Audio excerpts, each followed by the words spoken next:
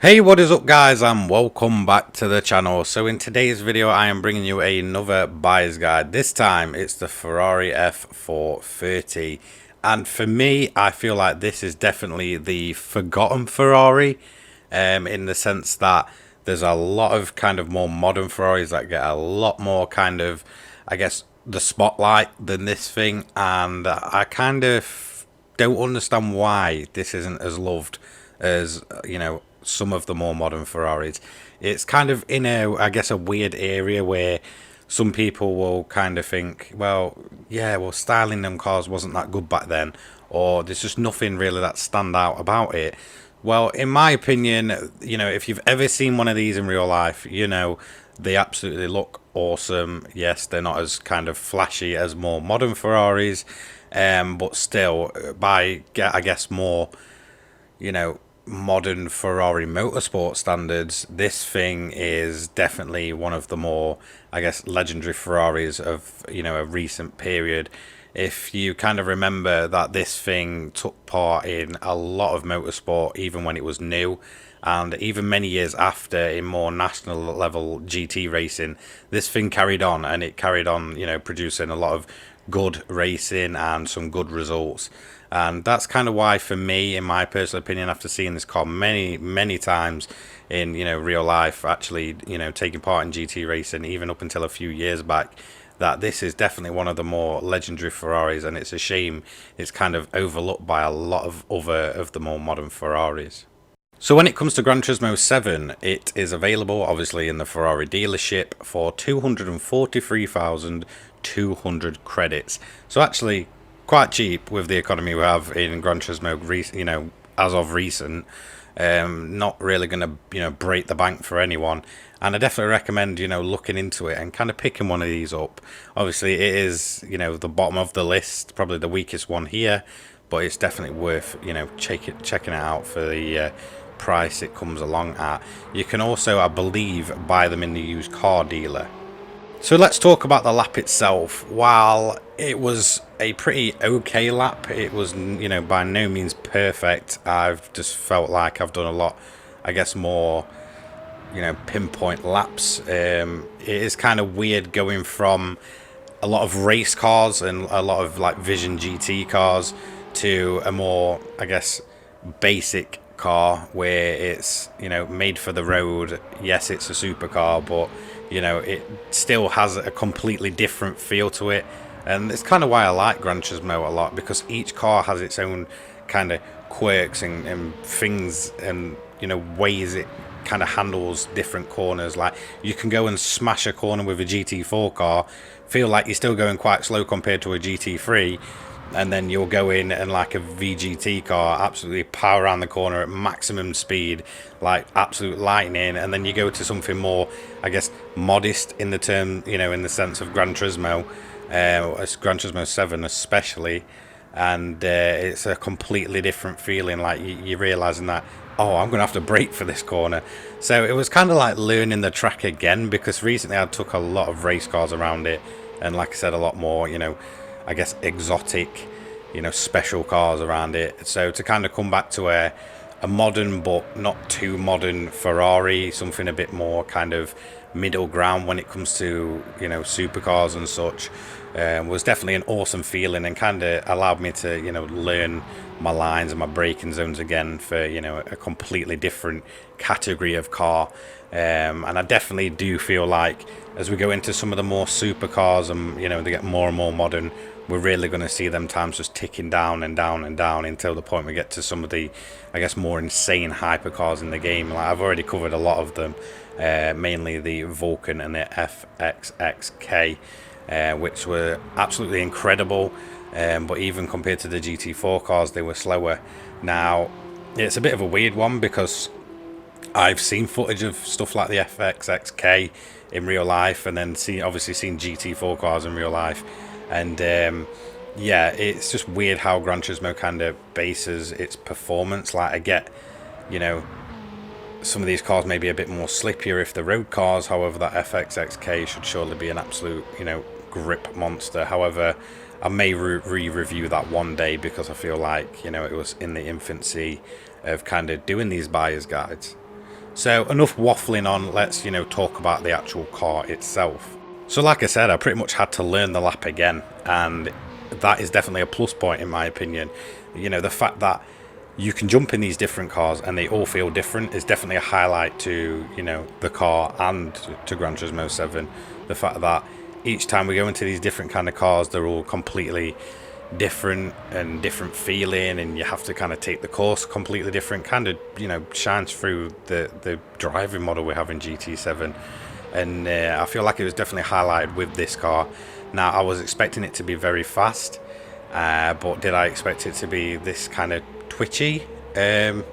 Not really, and that is kind of a thing with this car. It's quite happy to get its back end out. Now for me personally, I run manual, no assist, all that good stuff, and there was quite a few, I guess, moments that were a little bit more on edge where I just felt like the back end was going to break traction, and at any moment I could be put in that barrier.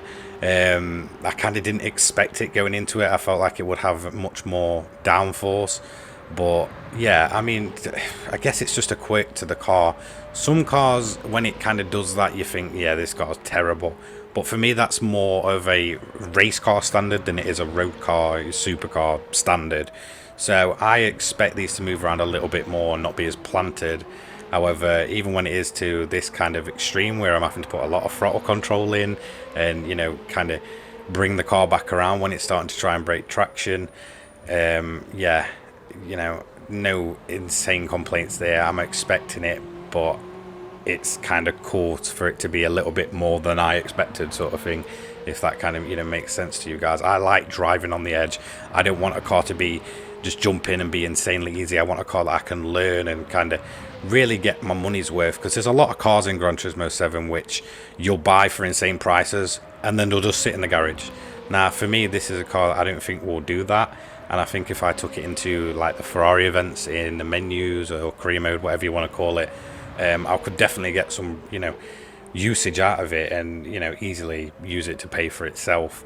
So no complaints in the way this car feels. Yes, it's a bit extreme, but it's nothing to the point with it's going to completely put you off this car.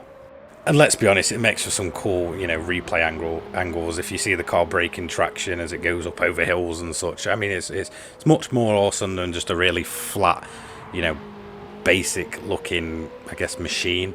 You see some cars just eating up curves, and yeah, okay, it's impressive how quick they do it, but I kind of want to see a little bit more movement and kind of seeing myself worked when I look back in these replays. And I feel like this car, I can definitely spot moments in these replays where I can see myself being worked, and that's just what I love about it. And definitely one of the more impressive things about this car is the fact that it does make you work. And yes, there is chance to improve your laps. There's chance to absolutely perfect it, and if you rein it in and really get on top of this car, which I'm going to go and use this in other events, and I feel like the more time I spend with it and kind of the more used to I get to this car, and I'm going to kind of feel myself getting more and more confident with it, I feel like it'll really pay off in the long run. Sound design for this car, it's difficult to say. It's good, but something just doesn't sound quite right with it. I mean, I'll let you have a listen. You guys let me know what you think about the sound design.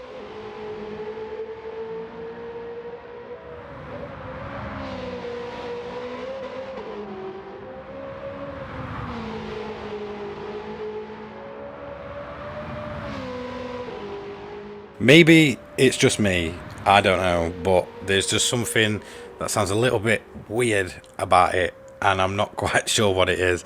So, I mean, who knows? It's probably me just not hearing one for a long time. I mean, I think even the last time I saw one on the roads was probably about, talking nearly 5 years ago since I've last kind of just seen one of these things, out in the wild. Even at like supercar meets, you don't really see these anymore. Obviously, it's an outdated car in terms of there's other things that have come after it. But I mean, back in the day, you see tons of these things. But yeah, I can't really remember the last time I saw one sort of kind of out there. And obviously, it's been I believe about 3 years since I last saw one take to a track. But we're coming to the end of the lap. And I guess the reason I kind of wanted to make this video, as well as it being a buyer's guide, is to more just give notice to a car that I just feel nobody talks about. One that's kind of, I've seen tons of times over the years growing up and stuff, and it was like the most awesome looking thing. And I feel like it just doesn't get spoken about. And that's kind of another thing I make these buyers guides for, is to kind of, showcase these cars that time might have forgotten. And I feel like this is definitely one of those cars that has just kind of been forgotten, sadly. I don't really get why. I mean, a lot of Ferraris, they're either, you've either heard of them, or you know exactly what they look like and such. And then I feel like the next few generations aren't really going to know anything about this car. I feel like it'll sort of go into them categories of, yes, it was a great car at the time, however, it's not got that legendary status of something like, like the Enzo Ferrari, which was only a few years previous to this car. Has obviously got a massive legendary status about it. You've obviously got things like the 250 GTO, which are timeless, worth an absolute fortune. And I get it's not on those levels, and it was never meant to be. But then I feel like even cars like the 458 are going to be a lot more fondly remembered than obviously its predecessor, which is the F430.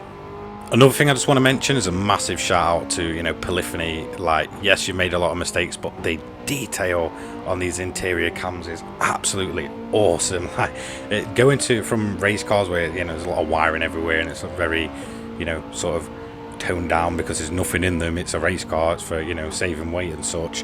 To kind of go into a road car again and see all the detail that they've put into these interiors is just honestly second to none. Brilliant interior designs for these cars.